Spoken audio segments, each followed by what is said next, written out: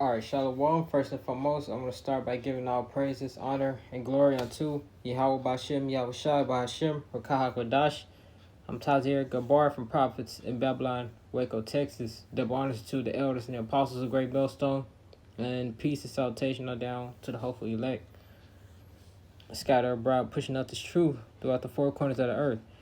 All right, and this video is going to be on the Puerto Ricans being Israelites from the tribe of Ephraim. All right, Puerto Ricans are Israelites from the tribe of Ephraim. All right, so I found this article. This is an article that came out in 2019. It's an old article, but it's still on point. All right.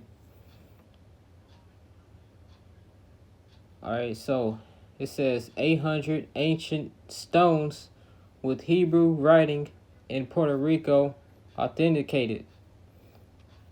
All right, and you can see right here,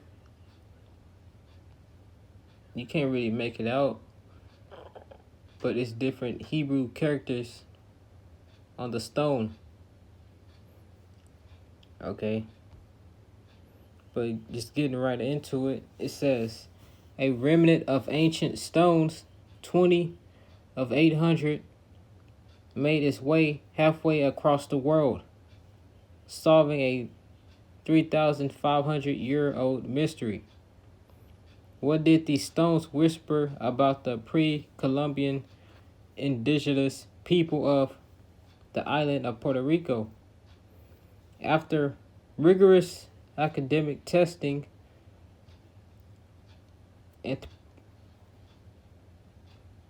anthropologists, historians, academics, and millions of Puerto Ricans finally have scientific evidence that reveals the language of the stones, which we know the ancient language, that we spoke was the Paleo Hebrew. All right, which is why, that devil Cristobal Colon, when he came over here to the Americas, when he ultimately took over Gad, he brought forth those Hebrew interpreters with him. All right, and he also took over, the Taino Indians, the tribe of Ephraim.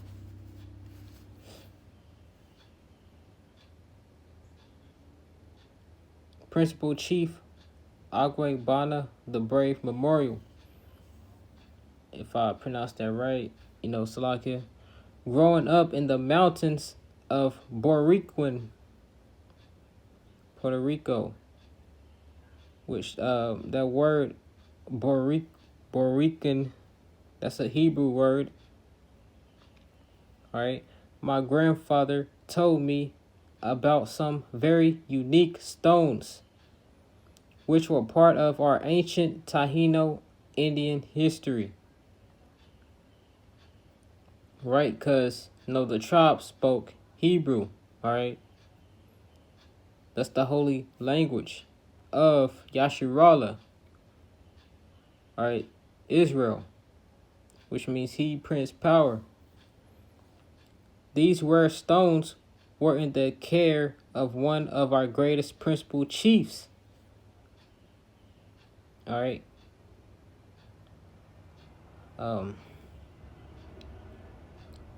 Kakaik Agwe Bana, who, when Columbus stumbled across our Taino people in 1492, was the principal chief of my home island of Boricuan,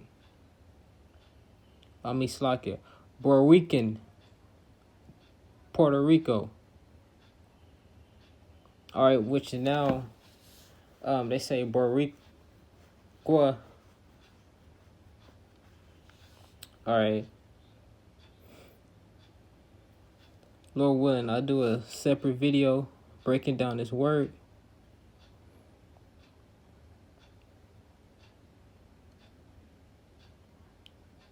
Boricua. That's what they say. That's what it's called now. All right. Borican, Puerto Rico. All right. So it says, knowledge of these stones first came to light when a very sick Taino woman who tried everything from indigenous herbal remedies to ceremonies. All right, and going back up to this paragraph, Cristobal Colon, which his name means Christ bearing conqueror. When he came in 1492, he was conquering the Northern Kingdom tribes, because the Northern Kingdom was already over here in North America, South America, North America, and the Caribbean islands. The tribes was already here before the Southern Kingdom. The Negroes, West Indians, and Haitians, Judah, Benjamin, and Levi. All right, that's what some people don't understand, and that's mentioned in Second Esdras, which that's a different story. Basically, Christopher Columbus, he read the book of Second Esdras, and that's how he knew the Northern Kingdom tribes of Israel was over here in the Americas. All right, and that's why he brought with him Hebrew interpreters, over here. So, 1492, he was already conquering the Northern Kingdom tribes, doing the same thing he did to the Negroes, Judah, Benjamin, and Levi. All right, by way of stealing the land, raping the women, the children, the men, stealing everything they had, all right, and putting them in slavery.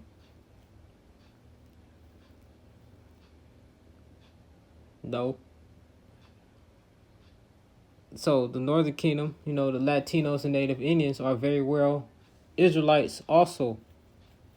And they spoke the ancient Hebrew. And when they came over here, they was already keeping the customs, They eventually started going off. All right. And, the Lord sent Esau over here as judgment upon them. And it's ultimately the curses of Deuteronomy 28. All right. And bro, you got some Israelites that say all the tribes are black, Latinos, not the tribes of Israel, which is false, bugged out doctrine. All right. Here at Great Millstone, which I'm Great Millstone in the spirit. We know spiritually that the Latinos and Native Indians are Israelites.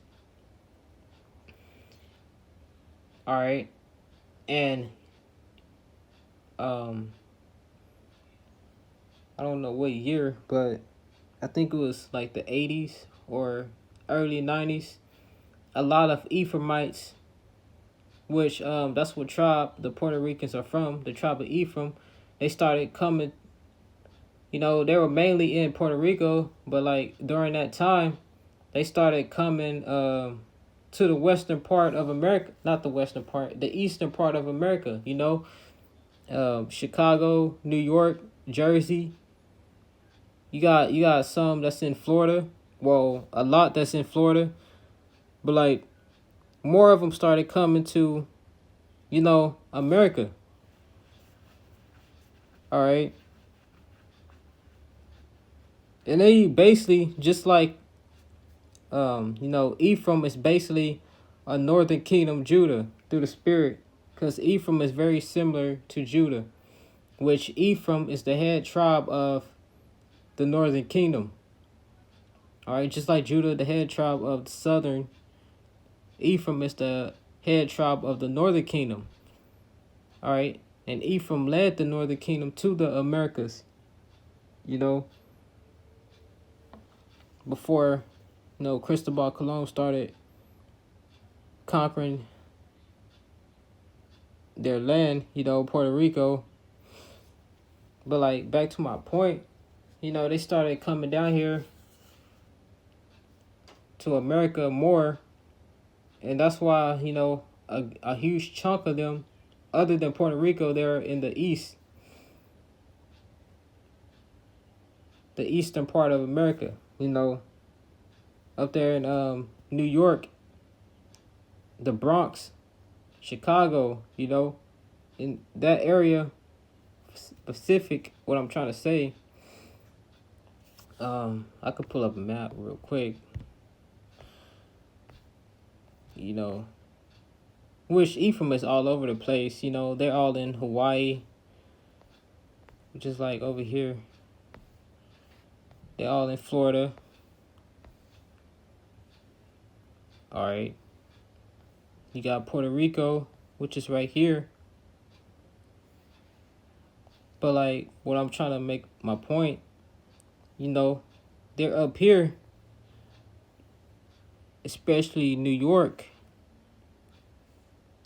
You go to New York, you see a huge chunk of Ephraim.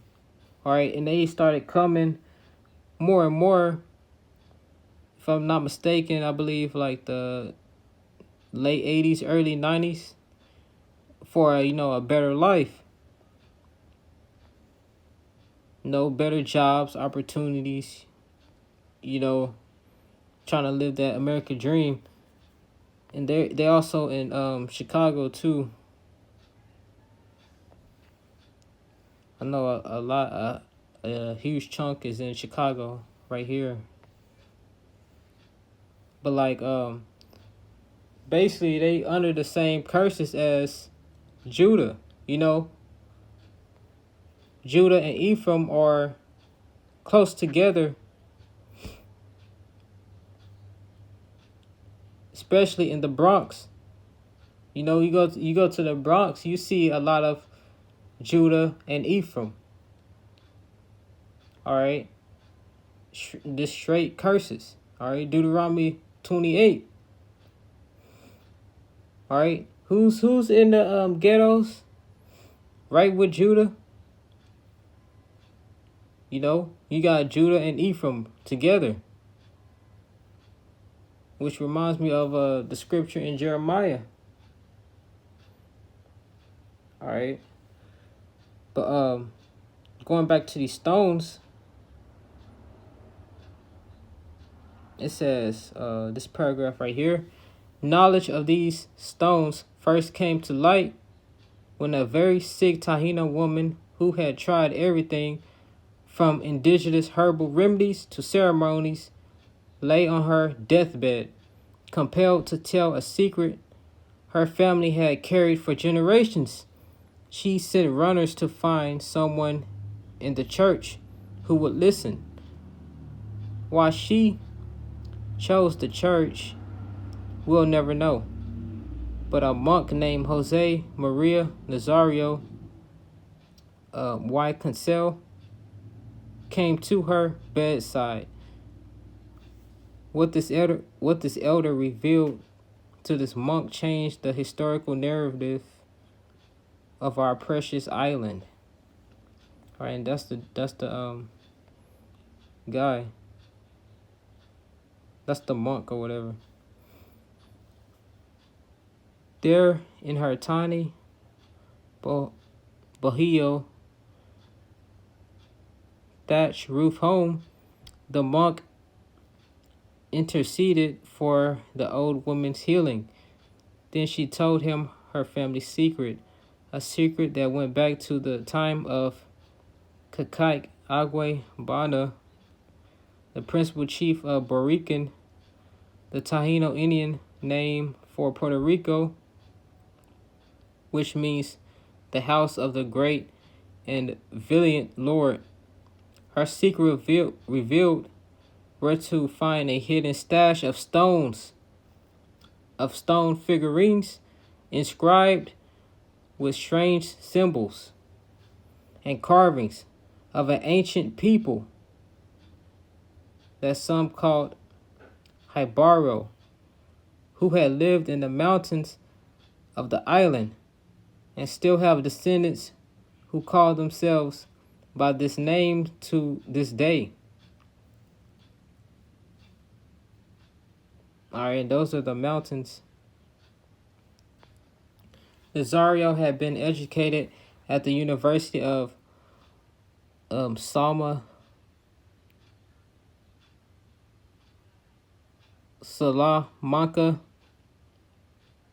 His studies had included ancient language, and he was amazed at what he saw. After comparing the writing on these stones to others from around the world, he came to his conclusion this writing was a form of ancient Hebrew. All right, ancient Hebrew. Because of his religious background, this fueled the possibility that a remnant of the lost tribes of Israel had settled on this island. And it's facts.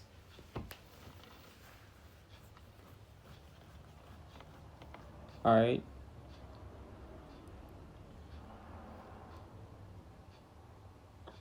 In 1893, Nazario wrote a short article titled Salaki for not being able to pronounce these words, but Escritura Aborigine de Carib, Aboriginal writing of the Carib, in which he explained his interpretations of these carvings. After a thorough analysis of the stones and their inscriptions, he dismissed an Arawak Taino language origin, and by 1897 he concluded that the writings were more reminiscent of ancient Hebrew. So that ancient Hebrew, the Paleo Hebrew. Comparing this discovery with the spoken Taino language of this day, Nazario discerned words in the Taino Arawak language that were Semitic in origin and pronunciation. One example is the Taino name for the supreme spirit of spirits, Yah Yah. All right, which the northern tribes would call on Yahweh, but they will say Yah for short, which the name of the Lord isn't Yah, it's Yahweh. All right, similar to what God would do in their songs. They will say Yah in for short for Yahweh. By comparison, the God of the monotheistic Hebrew culture is known by abbreviated form of his sacred name, Yah. Alright, which we know the name of the Lord is Yahweh, which means he exists.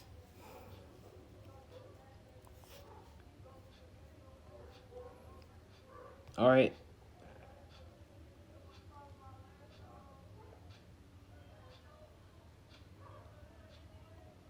But I'm gonna stop right there.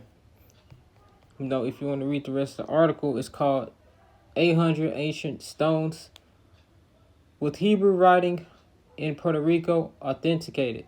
Alright. And I'm gonna get some scriptures. The first scripture is 2 Ezra 6:28. As for faith, it shall flourish, corruption shall be overcome, and the truth which hath been so long without fruit shall be declared. Alright, and this truth is going out. Alright, the tribes are waking up, and basically this truth has gone out through all the four corners of the earth, And it's a beautiful thing that the tribes are starting to come back to their real heritage of who they are. Alright, so this truth has flourished, throughout the four corners of the earth. Alright. You gotta think we lost our heritage all these years. And now we have gotten it back. you know, Yahweh Shem Yahushai has given it back to us. All right. This is Zephaniah 3 and 9. For then will I turn to the people a pure language. That pure language is the ancient Paleo Hebrew. That they may call, that they may all call upon the name of the Lord. All right. Yahweh Shem Yahushai. To serve him with one consent.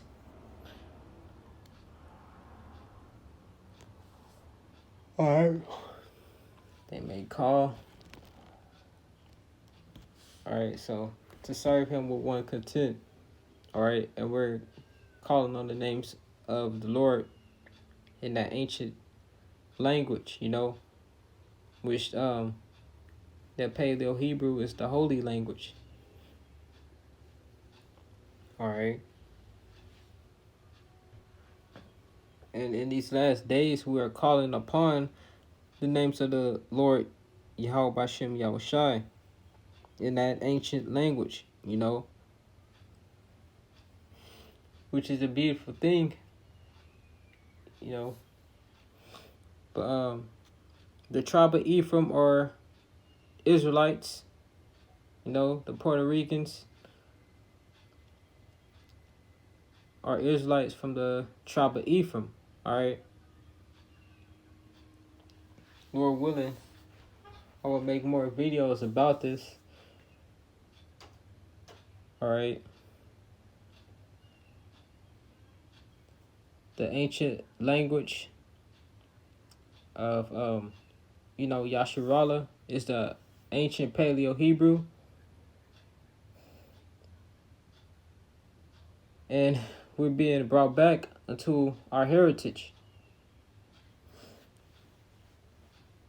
You know, through the spirit and power of Yahweh by Shem Yahushai.